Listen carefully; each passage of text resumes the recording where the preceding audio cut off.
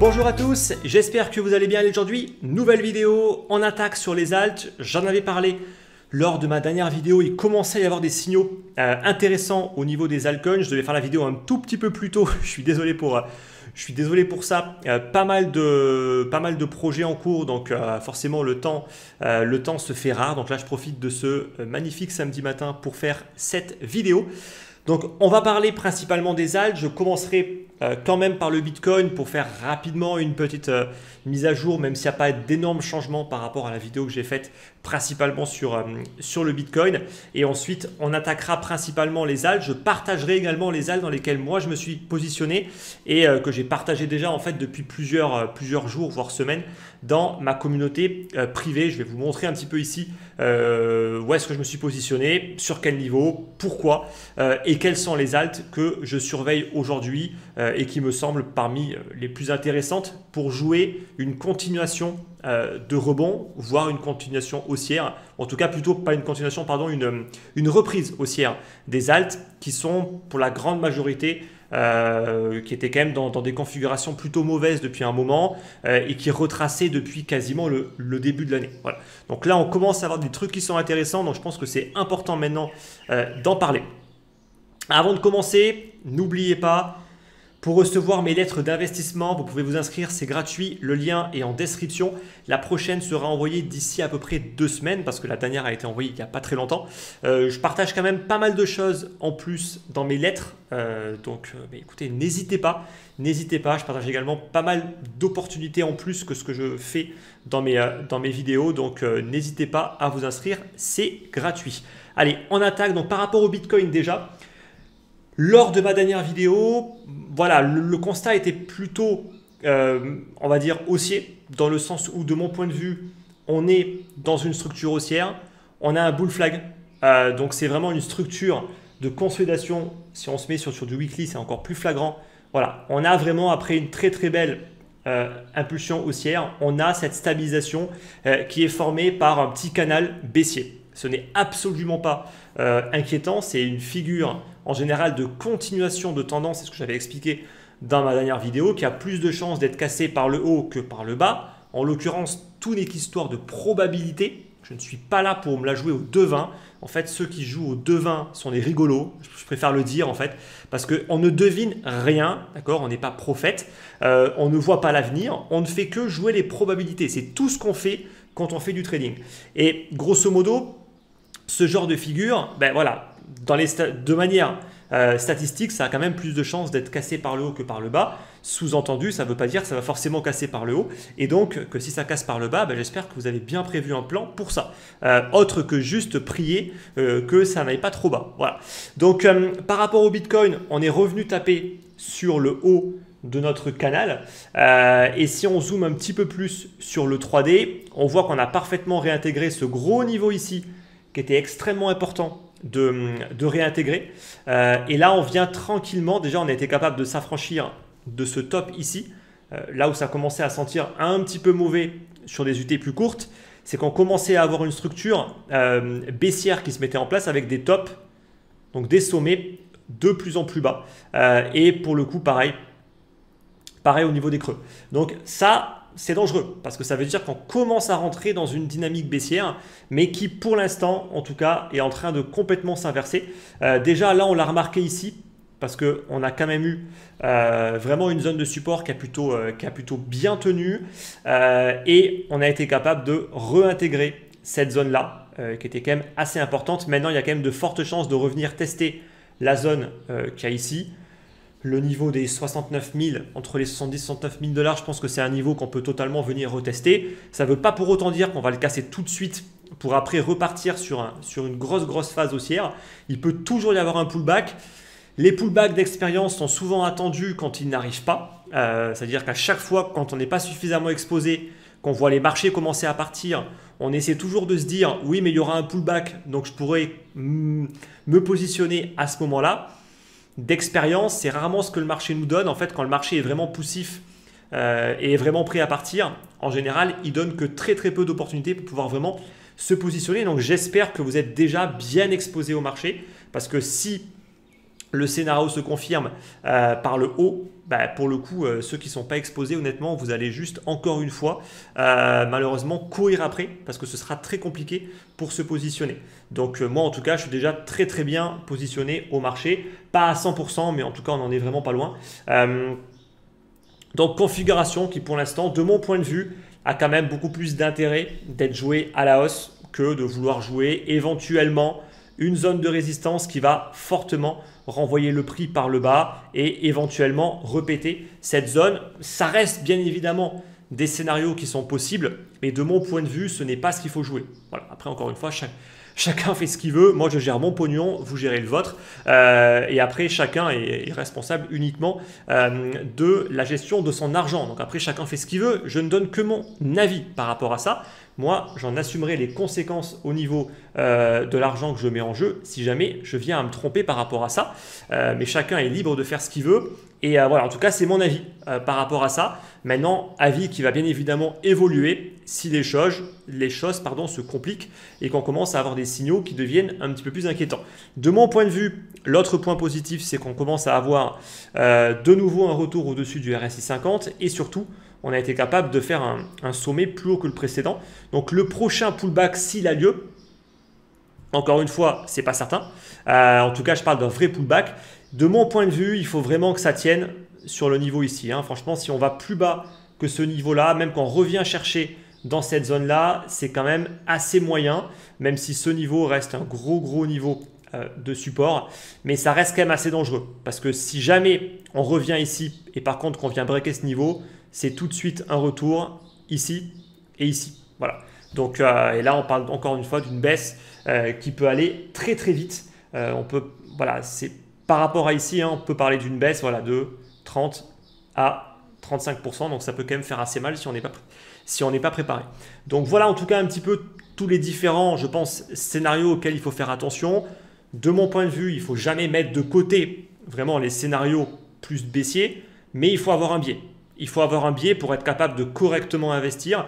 Moi, pour l'instant, le biais, il est haussier et jusqu'à preuve du contraire, il va rester haussier. Maintenant, s'il y a des signaux plutôt baissiers qui commencent à arriver, je changerai très vite mon fusil d'épaule. Il n'y a aucun souci par rapport à ça. Donc voilà en tout cas un petit peu par rapport au BTC.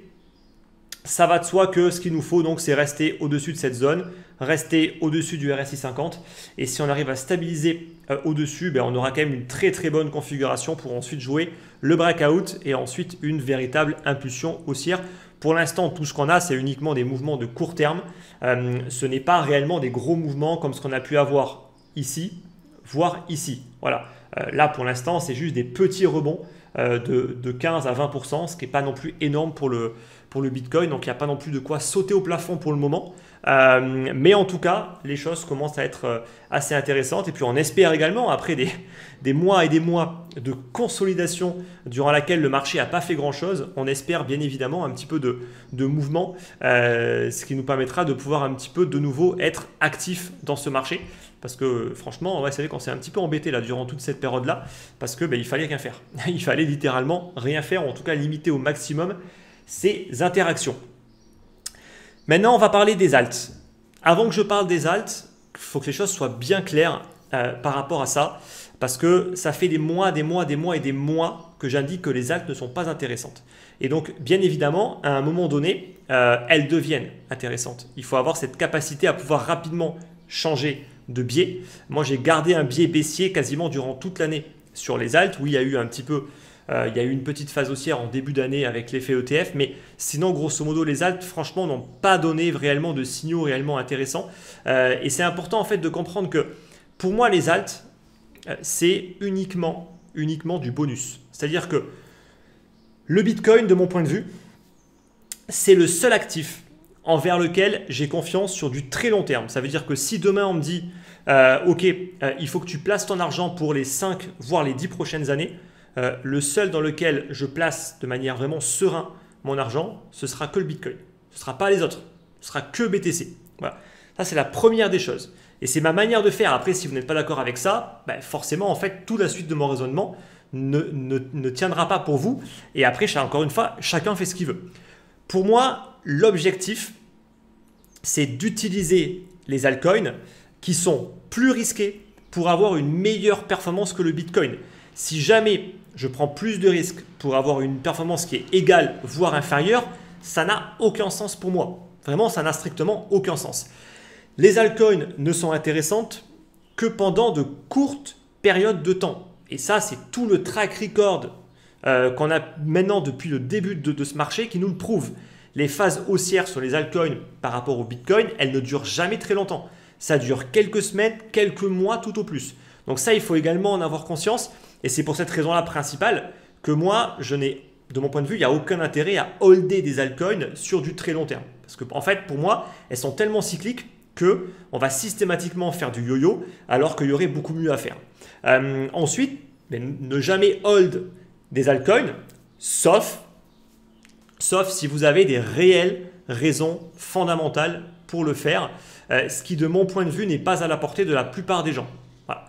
La plupart des gens, au final, l'analyse fondamentale, elle est extrêmement brève, souvent extrêmement biaisée en plus.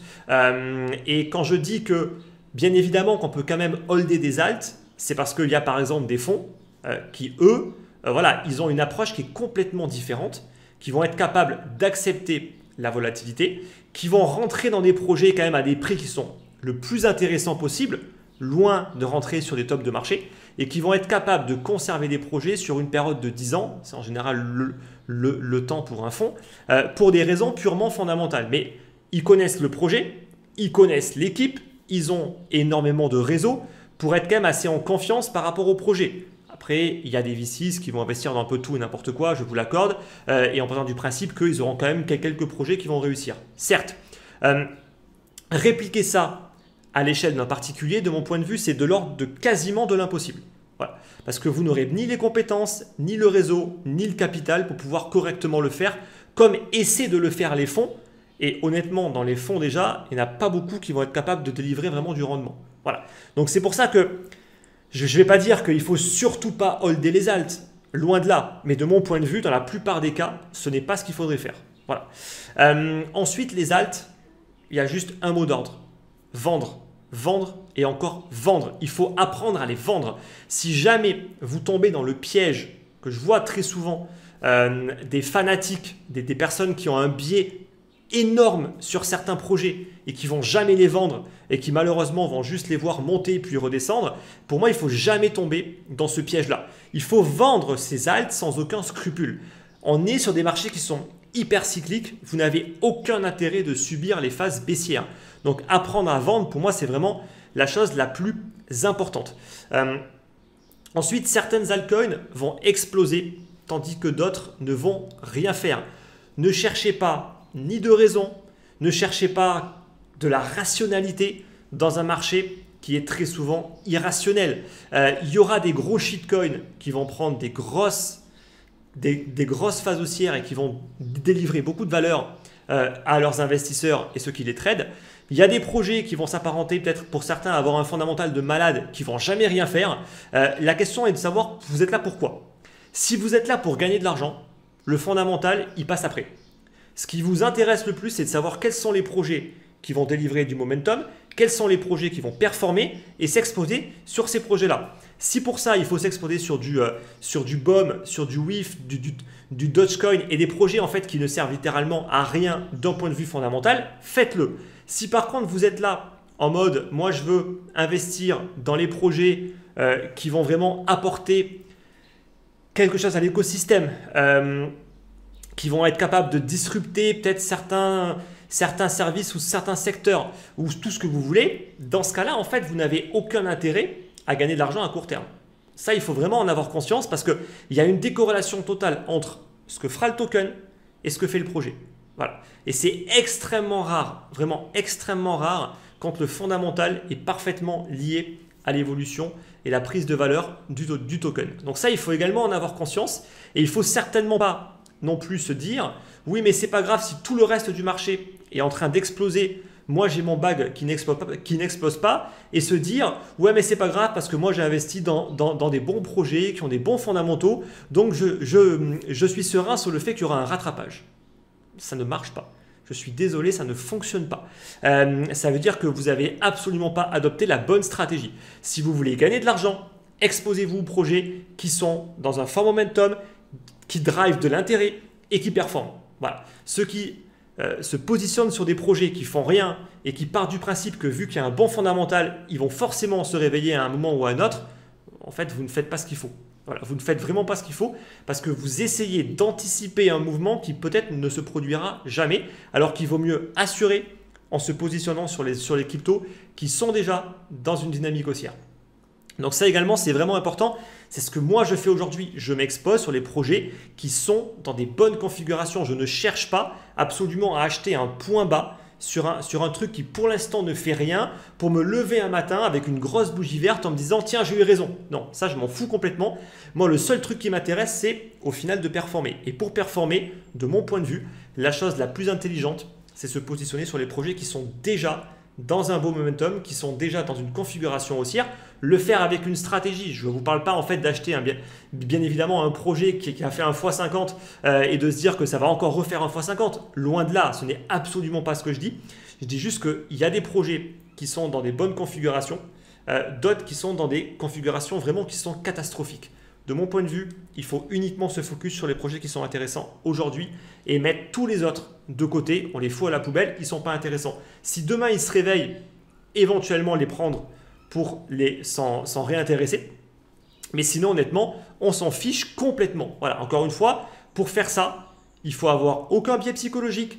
Il faut honnêtement pas vraiment avoir un grand intérêt envers les fondamentaux et avoir uniquement un objectif qui est d'aller générer de la performance et d'aller chercher plus de performance que le Bitcoin. C'est ma stratégie. Encore une fois, il y a plein de personnes qui n'ont pas cette stratégie-là, donc peut-être qu'ils ne vont peut-être pas forcément comprendre ce que je dis, mais en tout cas, c'est ce que moi je cherche à faire quand je m'expose aux alts, faire mieux que le Bitcoin. Sinon, je reste sur Bitcoin et je me fais pas chier, quoi. Voilà, donc maintenant, ceci étant dit, on va un petit peu parler des alts. On va commencer déjà par faire le point sur les alts versus BTC et sur les alts versus ETH. Donc, les alts versus Bitcoin sont dans une dynamique baissière. Ça n'a pas changé. On est toujours dans une configuration qui est fortement baissière. Je précise qu'on est sur le total 3. Il n'y a ni le Bitcoin, évidemment, ni l'Ether. Voilà. Donc, ce n'est pas l'Ether en fait qui plombe tout ça. Parce qu'effectivement, si on prend le total 2, il y a l'Ether dedans qui aurait pu expliquer. Mais là, pour le coup, il n'y a pas l'Ether. Donc, le total 3, en enlevant les stablecoins, est dans une configuration baissière depuis maintenant mai 2021. Ça, c'est vraiment important de le prendre en compte. Et on n'est toujours pas dans une dynamique haussière. C'est important de le préciser. Même si là, depuis quelques jours, il y a quelques alts qui partent un petit peu à droite et à gauche, d'un point de vue global, nous ne sommes pas dans une tendance haussière par rapport aux altcoins. On a même péniblement été capable de défendre le niveau de support qu'il y avait ici, qui a été défendu. On a un tout début pour l'instant de signal éventuel de reprise, mais il y a pas mal de niveaux à venir chercher. En l'occurrence, ces deux niveaux ici, dans la zone des 40 et la zone des 43 ici. Uniquement après ça, quand ce sera affranchi de ces niveaux-là et qu'on va être au-dessus du RSI 50 de manière beaucoup plus durable, on sera dans une dynamique des altcoins qui sont haussières par rapport au Bitcoin. Est-ce qu'on va vraiment avoir ça se matérialiser? De mon point de vue, je n'en ai aucune idée. Encore une fois, il y a beaucoup de personnes qui partent du principe que oui, ça va forcément arriver. Je ne sais pas en fait dans quel monde ils vivent, mais en fait personne n'est jamais sûr de rien aujourd'hui et personne n'est capable de prédire le futur. Donc c'est possible que ça arrive, mais d'autres scénarios peuvent arriver, comme par exemple une ultra concentration de la liquidité uniquement sur certaines alts qui ferait que d'un point de vue global, elles ne montent pas et elles ne surperforment pas par rapport au Bitcoin, mais au cas par cas, certaines vont quand même être capables de le faire.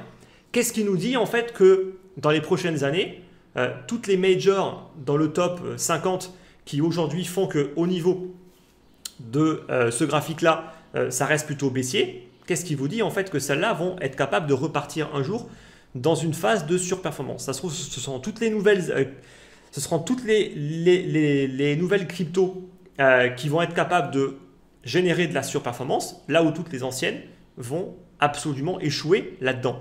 Et donc ça aussi, c'est important quand même de le prendre en compte. Et d'où l'importance, encore une fois, de la sélection des altcoins et de surtout pas tomber dans le piège du si ça monte pas encore au niveau de mes alt, c'est pas grave, je vais juste attendre. C'est vraiment pas certain pour le coup que ça puisse fonctionner de nouveau, même si ça a fonctionné effectivement par le passé. Maintenant, si on compare les alts par rapport à l'Ether, et également ce qui est hyper important pour moi parce que, encore une fois, on se compare par rapport au Bitcoin, mais il faut aussi se comparer par rapport à l'Ether. Est-ce que ça a du sens d'avoir plus des alts ou de l'Ether dans son portefeuille? Et encore une fois, les biais psychologiques, tous les biais en fait qu'on peut avoir sur certains projets, de mon point de vue, il faut les foutre à la poubelle. D'accord? Si l'Ether sous-performe la globalité des alts, où est l'intérêt d'avoir une grosse pondération en Ether dans son portefeuille? De mon point de vue, il est absolument néant. Il n'y a aucun intérêt. Et donc ça, il faut également être capable de l'accepter. Moi, pour le coup, je surveille de très très près ce graphique-là, parce que ce graphique-là, il va nous dire quoi s'il reste sur une configuration haussière, comme là, c'est en train de commencer à se dessiner, et il ne manque qu'un petit breakout de cette zone ici, pour vraiment avoir un signal qui se mette en place, avec un RSI qui stabilise au-dessus des 50. Et bien, ça voudra dire que les alts sont plus intéressantes que l'Ether d'un point de vue global. Et donc là, ça veut dire quoi? Sous-pondérer l'Ether, le sortir carrément du portefeuille, peut-être que c'est un peu extrême, mais ça pourrait même se justifier. Mais en tout cas, au moins le sous-pondérer pour surpondérer davantage les alts, pour moi, ça a beaucoup plus de sens. Voilà. Encore une fois, je ne fais que arbitrer en fonction des signaux. Ce ne sont pas mes avis personnels que je vais avoir par rapport à un projet qui vont driver mes choix dans la plupart des cas. Dans la plupart des cas, parfois il y a quelques exceptions, comme certains projets, je ne sais pas, comme Tron, que j'ai enlevé par exemple de mon portefeuille, tout simplement parce que c'est plus la personne qui est à la tête de cette blockchain-là qui me pose problème. Là, ça drive clairement, ce sont des biais psychologiques qui vont driver un choix qui n'est pas rationnel, je l'assume, mais j'essaye au maximum de le limiter. Voilà, vraiment au maximum. Donc de mon point de vue, si on a ce scénario qui se valide, de mon point de vue, l'Ether doit être absolument sous-pondéré dans le portefeuille au profit d'alt, qui, elles, sont dans une phase à faire pas forcément mieux que le Bitcoin, peut-être qu'elles feront aussi bien, mais au moins elles feront mieux que l'Ether. Et encore une fois, le but d'un portefeuille, c'est d'aller chercher un maximum de performance avec un risque le plus, on va dire, contrôlé possible, ou en tout cas un risque qui va en adéquation avec la performance qui est accompagnée. C'est-à-dire que si on va chercher beaucoup de performance, il y aura bien sûr plus de risques que d'être exposé uniquement à du Bitcoin, mais il ne faut pas qu'il y ait trop une décorrélation par rapport à ça. Donc pour l'instant, parler de alt season, de mon point de vue, c'est totalement, mais alors totalement prématuré. Il y a un indicateur également qui est assez intéressant que vous pouvez regarder par rapport à ça, qui est celui de Blockchain Center, qui va tout simplement moyenner par rapport à la performance des alts. Donc là, on a clairement, sur les 90 jours, on a clairement des alts qui se démarquent, notamment avec SUI et TAO, qui ont donné des très très beaux signaux, et j'en parlerai justement dans la suite de cette vidéo. Mais pour l'instant, on n'est clairement pas dans une alt season, donc c'est important quand même de le dire. On peut éventuellement y arriver si et seulement si la dynamique qui commence à se mettre en place perdure sur les prochaines semaines, voire les prochains mois, ce qui est loin d'être fait. Voilà. Encore une fois, aujourd'hui, on est sur des prémices. Donc, comme à chaque fois, soit c'est un gros piège, on a eu un petit rebond et boum, ça va retomber, soit on est sur un mouvement beaucoup plus durable qui est en train de se construire. Encore une fois, il est en train de se construire, ça veut dire qu'il n'y a pas de précipitation à avoir absolument à se positionner sur n'importe quel niveau, loin de là. Il faut quand même faire attention et encore une fois, gérer son risque.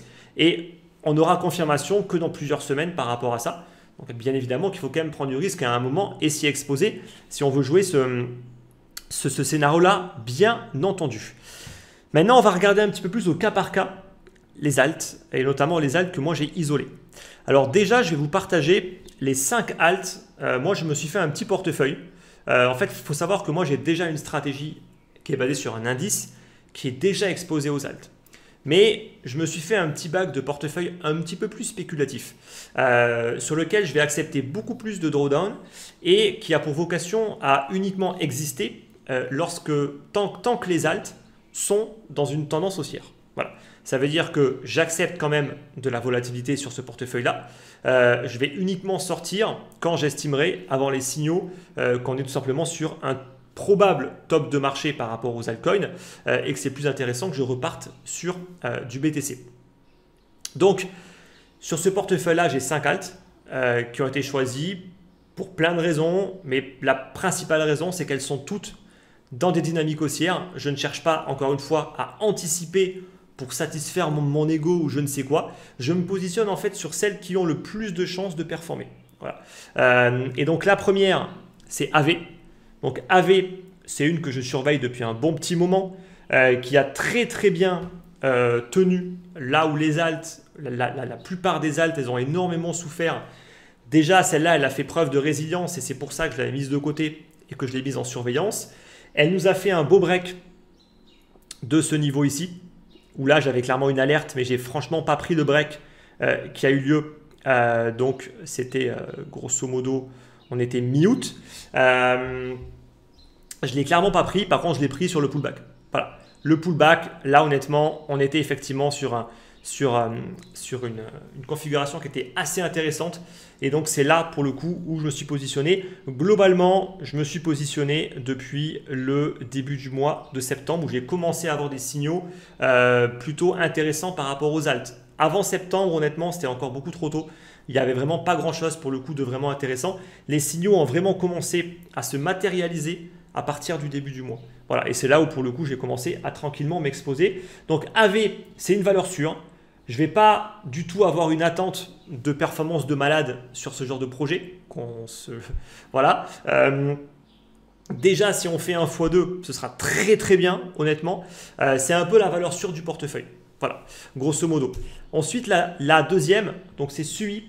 SUI, qui est également une blockchain. Mais encore une fois, est-ce que le fondamental a vraiment de l'intérêt? Non, parce que moi, je me base à 99% sur les graphiques. Le fondamental, honnêtement, ne m'intéresse pas vraiment, surtout quand j'ai une optique d'investissement à quelques semaines, voire à quelques mois, en fonction du temps que ça va durer. Donc le fondamental, franchement, il ne m'intéresse pas beaucoup. En général, de toute façon, il n'y a que ce que nous donnent les graphiques en termes de comportement de prix qui sont réellement intéressants si on veut prendre une décision d'investissement sur quelques semaines, voire sur quelques mois. Oui, parfois, le fondamental peut jouer, mais honnêtement, en termes de gain de temps, les graphiques, c'est très très rapide. En fait, on les regarde et en quelques minutes, on peut savoir si c'est intéressant ou pas. Le fondamental, c'est beaucoup plus compliqué. Ça va vous demander beaucoup plus de temps.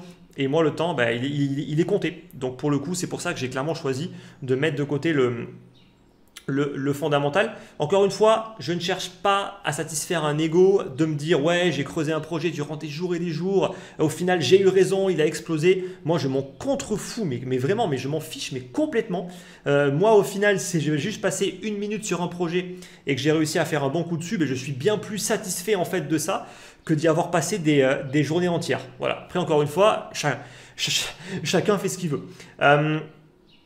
Donc par rapport au SUI, encore une fois, on avait une très très belle configuration. On était déjà au-dessus du RSI 50. On était déjà au-dessus de la plupart de nos moyennes mobiles ici. On avait déjà un début de démarrage et ce qu'il fallait jouer, c'était le break de ce niveau ici. Moi, c'est exactement ce que j'ai joué, très légèrement en anticipation, parce que vraiment, je suis rentré ici. Mais pour le coup, là, ça a vraiment payé parce qu'on avait un risk-reward qui était quand même assez intéressant. Maintenant, voilà, je n'y touche plus. Là, pour le coup, je n'ai même pas pris de profit alors que là, on a une petite phase de stabilisation et il pourrait y avoir un retracement, clairement.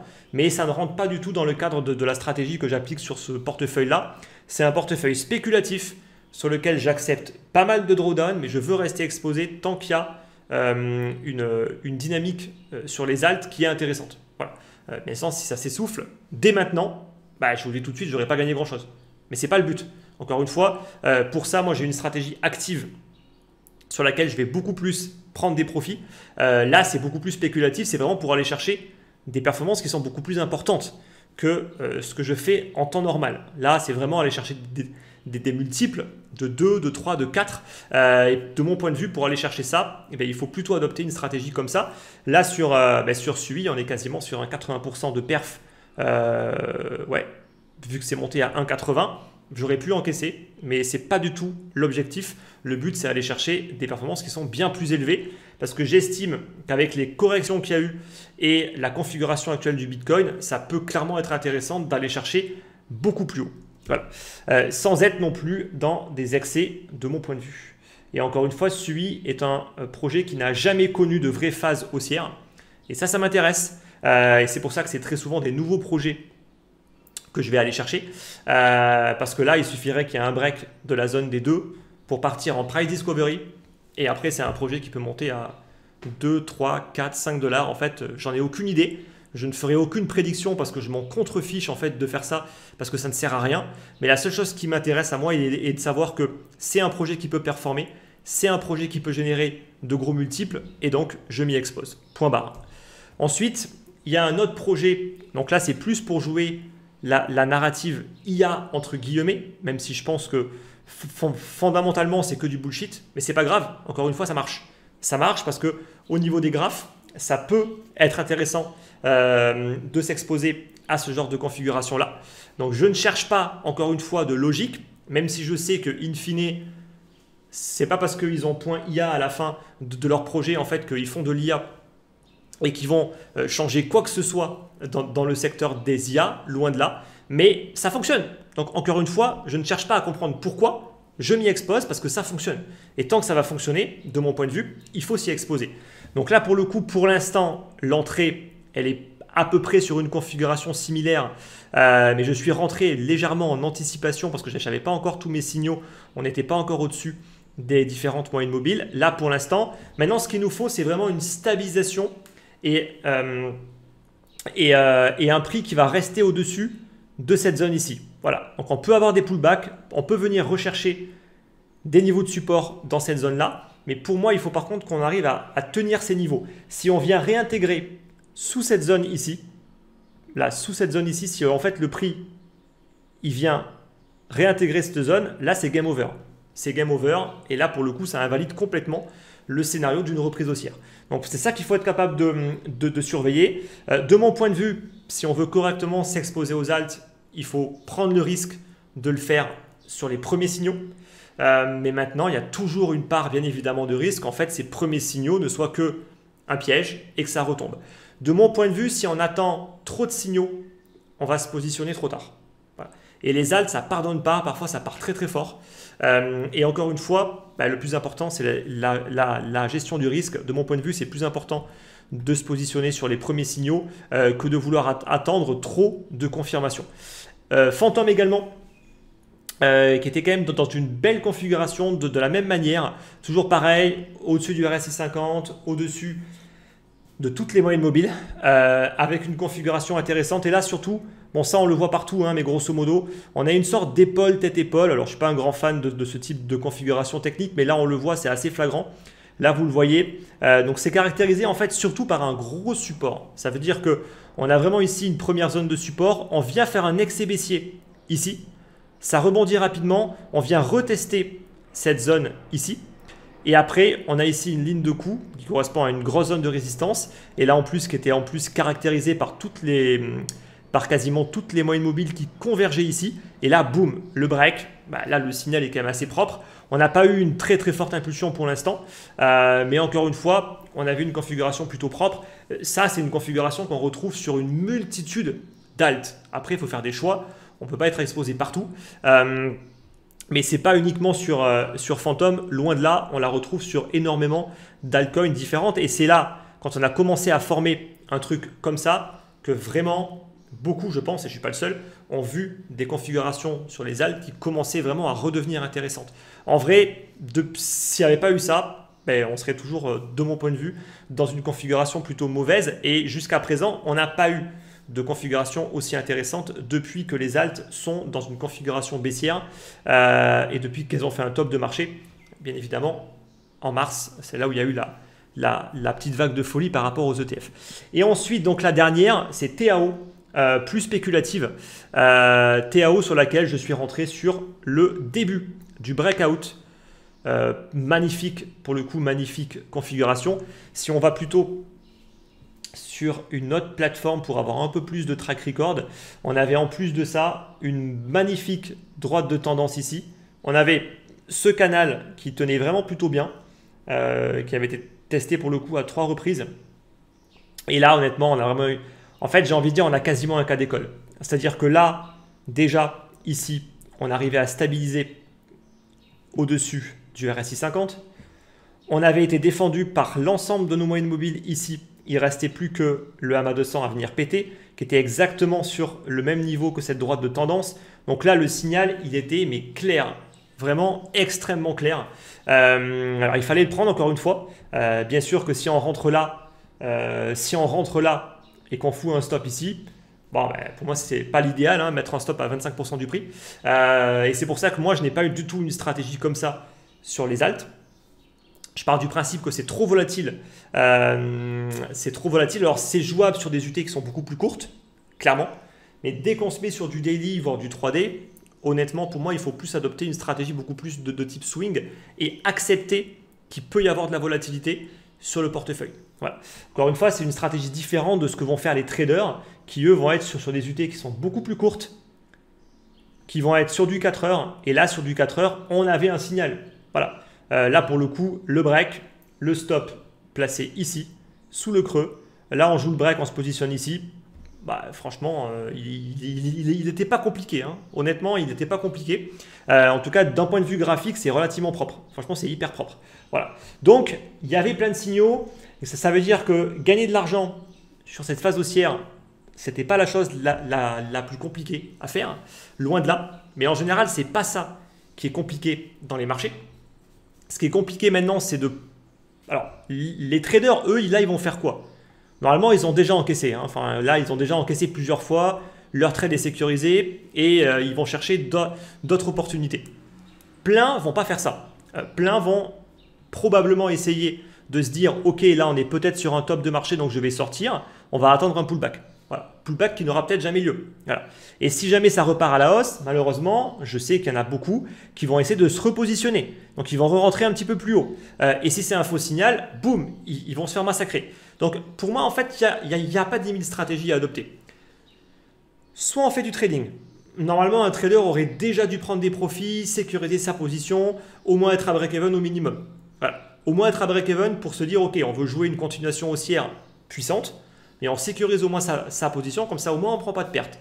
Mais je pense que beaucoup ont au moins du TP un petit peu. Soit on la joue plus comme ce que moi je fais, ça veut dire on s'expose en essayant d'être pas trop mal au niveau des entrées pour avoir après une gestion du risque qui n'est pas trop mauvaise, même si je peux quand même encaisser un drawdown.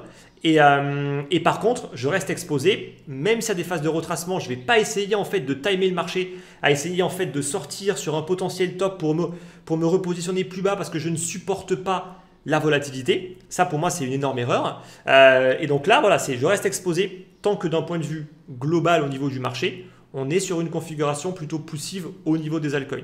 Voilà. Et bien évidemment, au niveau du Bitcoin, ça va de soi. Voilà. Pour moi, c'est les deux principales stratégies à adopter si on veut vraiment gagner de l'argent. Les traders, eux, pour le coup, c'est génial parce qu'ils ont plein de patterns, ils ont plein de configs et ils vont tranquillement passer leur journée à trader et à se faire plein d'argent. Les personnes qui sont plus comme moi, voilà, là en tout cas, on va plus aller essayer quand même d'aller chercher des rendements beaucoup plus élevés en y passant également beaucoup moins de temps, mais en acceptant beaucoup plus de volatilité.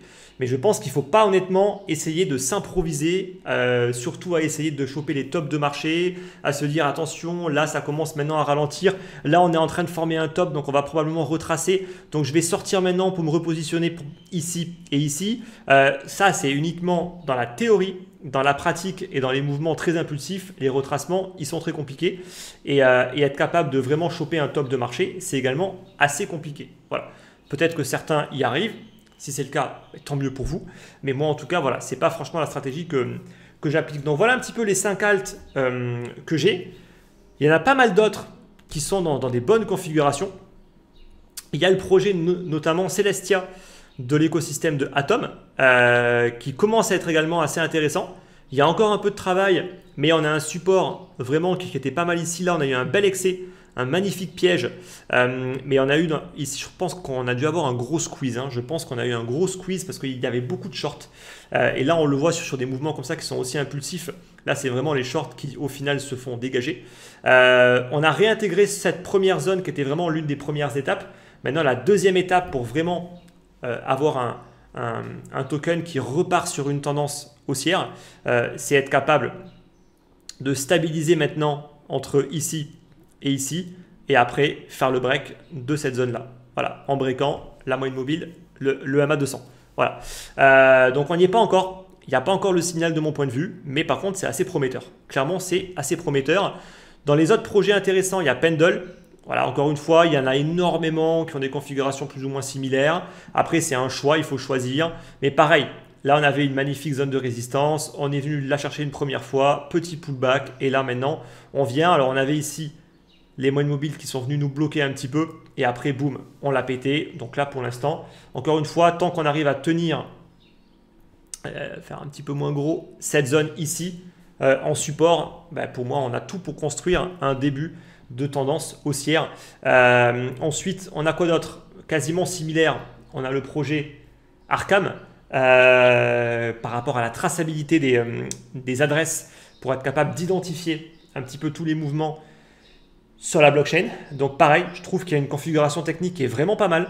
On s'est affranchi de toutes nos moyennes mobiles, on a fait une belle impulsion, on est venu breaker cette zone, le RSI au-dessus des 50. Encore une fois, les configurations seront toutes plus ou moins les mêmes. Maintenant, la question va être de savoir est-ce qu'elles vont être capables de tenir la zone de résistance qu'elles ont cassée qui doit devenir support ou pas. Et ça, uniquement, l'avenir nous le dira. On a également Engine, un petit peu moins propre. Un peu moins propre, mais ce qui m'intéresse beaucoup avec ça, c'est que ça a été une des pépites de 2023. Il y en a énormément qui ont fait que parler de Engine durant toute l'année 2023. En réalité, elle a fait son top. On était déjà en fin d'année 2023. En fait, depuis, elle n'a rien fait. Voilà. Donc, encore une fois, c'est aussi souvent pour ça qu'il n'y a pas de quoi FOMO. Quand vous ratez un mouvement, il vaut mieux l'accepter et puis attendre patiemment une nouvelle opportunité. Ça a corrigé, ça a fait un énorme retracement durant près de quasiment 10 mois, un petit peu moins. Et là, on a commencé à avoir un niveau de support qui se construit, des moyennes mobiles qu'on commence maintenant à reprendre. C'est encore un poil prématuré de mon point de vue. Les signaux ne sont pas aussi propres que celles que j'ai pu montrer auparavant, mais je pense qu'il peut clairement y avoir du potentiel également sur ces projets-là. Et s'il y a un petit pullback, de mon point de vue, on peut vraiment avoir un point d'entrée extrêmement intéressant pour ceux qui ne sont pas encore du tout rentrés sur les alts. Rentrer sur ces niveaux-là, de mon point de vue, si on n'est pas du tout exposé, ça peut le faire. Mais honnêtement, il faudra accepter le fait que si c'est un faux signal, vous allez vous prendre une belle perte. Voilà. C'est bien un petit peu toute la complexité à chaque fois de jouer les alts. Rune, là par contre, voilà, on est sur une belle configuration comme Pendle, comme Arkham. Vraiment très très belle configuration, beau breakout. Toutes les moyennes mobiles commencent à tranquillement s'orienter à la hausse. Le RSI qui maintenant reste largement au-dessus des 50. Encore une fois, alors dans la théorie, beaucoup vont vous dire voilà, maintenant on joue le pullback et ça va repartir. Encore une fois, ce pullback-là, il a très peu de chances d'arriver. Voilà. Donc s'il arrive, tant mieux, mais il y a aussi beaucoup de chances pour qu'il n'arrive pas. Mais voilà, en tout cas, belle configuration. Render, donc RNDR, plus ou moins pareil, un peu moins propre que Rune, mais franchement, on reste quand même sur... encore une fois, vous voyez que c'est quasiment toutes les mêmes configurations. Ça retrace là depuis mars 2024, donc très très beau retracement également. Et maintenant, voilà, on a une config, après avoir fait un beau travail de support ici, on commence à avoir une belle config, encore une fois.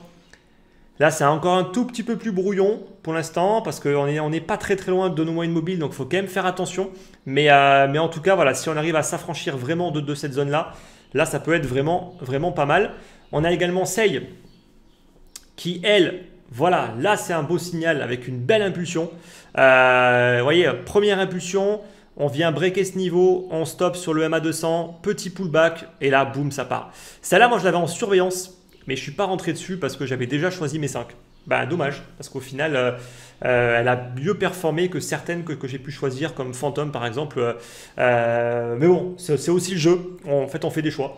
on fait des choix et ce ne sera jamais forcément que des bons choix. Mais en tout cas, voilà, c'est également belle configuration, probablement petit pullback, à voir si on a un gros pullback. Normalement, j'en doute fortement. Mais en tout cas, voilà, à surveiller, il faut que cette zone-là soit défendue comme support.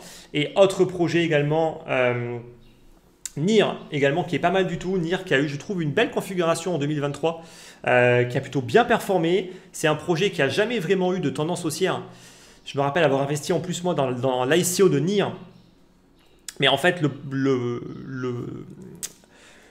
le token n'a jamais vraiment rien fait par la suite. Alors on a vu quand même une belle plus-value à aller prendre au listing, ce que j'ai fait. Mais ensuite, il ne s'est pas passé grand-chose. Mais là, j'ai l'impression que depuis 2023, on a vraiment un regain, un gros regain d'intérêt. Et on le voit notamment, regardez au niveau des volumes. Là, à partir de octobre 2023, on est vraiment reparti quand même sur une belle reprise.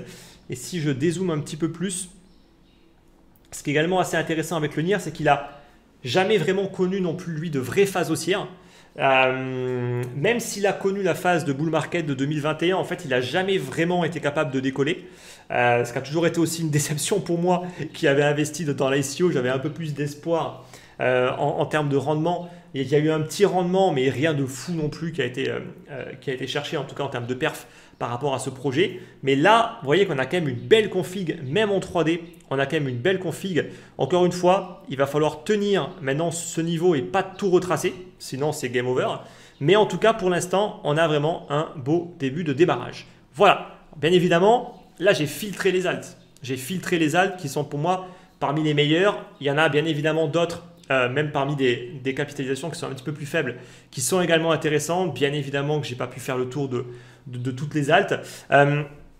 Il faut quand même nuancer. Il faut quand même nuancer parce que si on regarde le Total 3 versus BTC, encore une fois, il y a encore beaucoup de boulot et c'est pour ça qu'après, il y a un gros travail de filtre à faire au niveau des alts pour ne garder que celles qui sont vraiment intéressantes. Je vais terminer juste avec le Total 3 versus dollar qui nous donne quand même un signal également. Et là, vous le voyez, voilà, on avait une belle droite de tendance. Et là, honnêtement, on a également un signal qui est assez intéressant versus dollar. Encore une fois, il ne faut pas forcément trop regarder versus dollar parce que de mon point de vue, si on s'expose aux alts, ce n'est pas pour performer par rapport au dollar, c'est pour performer par rapport au Bitcoin. Voilà. Sinon, on reste sur Bitcoin et on ne s'embête pas. Voilà. Encore une fois, c'est ma manière de penser, ma manière de faire. Peut-être que certains vont se satisfaire de performer avec leurs alts, même s'ils n'arrivent pas à faire mieux que le Bitcoin, alors qu'ils prennent plus de risques. C'est très bien, j'ai envie de dire, si ça vous satisfait. Mais moi, en tout cas, ça ne me satisfait pas. Et ça n'a pas de sens pour moi. Voilà. Donc, j'espère en tout cas que c'est clair. Donc, moi, les alts, en tout cas, je vais continuer à pas mal partager tout ça, notamment quasiment au jour le jour dans ma communauté privée. Là, je fais un petit point pour vous expliquer un petit peu donc, ma strat et notamment donc, les configs intéressantes qu'on commence à avoir sur les alts. Donc, j'avais un biais plutôt baissier sur les alts depuis un bon petit moment qui commence maintenant un petit peu à se retourner. J'ai commencé à prendre des positions. Maintenant, on va voir. Encore une fois, je ne crie pas à la alt season, loin de là. Je pense qu'il y a encore beaucoup de temps avant de vraiment avoir une configuration qu'on pourrait appeler une alt season. De mon point de vue, on n'y est pas encore. Mais en tout cas, il y a des choses positives, il y a un début de rebond et maintenant, on verra si ça va tenir. Encore une fois, c'est pas certain. C'est vraiment pas certain. Donc, faites attention. Pas trop de FOMO. Commencez pas à prendre plus de risques que nécessaire en mode c'est bon, c'est certain, ça va pousser, direction les 80 000 $ pour le Bitcoin et les alts vont exploser. Comme j'ai pu commencer un petit peu à le voir sur les réseaux, moi je serais un peu plus mesuré par rapport à ça. Encore une fois, tant qu'il n'y a pas eu le break de la zone des 70, il n'y a pas trop de quoi non plus être si confiant que ça sur le fait qu'on va vraiment partir sur une grosse vague haussière. Je pense que c'est le Bitcoin qui donnera le signal et s'il ne le donne pas, in fine, les alts ne peuvent très bien faire qu'un simple rebond et boum, après tout retracer, comme elles l'ont déjà fait par le passé. Là, on a quand même des signaux qui sont certes plus intéressants que tout ce qu'on a eu jusqu'à présent, mais ce n'est pas pour autant que le démarrage est garanti, loin de là. Allez, j'espère que cette vidéo vous a plu. Passez un bon week-end et on se retrouve à très très vite pour une prochaine vidéo. J'essaierai de faire un peu plus de vidéos si le marché continue de rester aussi actif que sur ces derniers jours, dernières semaines. Allez, bon week-end à tous et à très bientôt. Bye bye.